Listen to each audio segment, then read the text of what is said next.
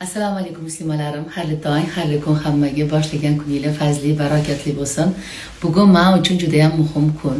Ikkita smena qizlarimizga darslarni o'tgandan keyin asosiy kunimning muhim qismiga o'tamiz. Qizlijonlar, ishga ketishdan oldin, kech payt ishdan kelgandan keyin albatta yuzimga men naborlari bilan uxudim qilib olaman.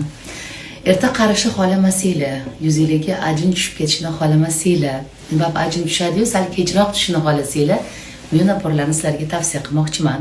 Yuzinglarning holatini aytsanglar, sizlarning yuzingizga mos qilib o'zligi qanaqa naborlar ketsa yig'ib berishadi. Menga eng yoqadigan tomoni ham narxlari ham yonboq, ham qizlarjonlar sifati zo'r.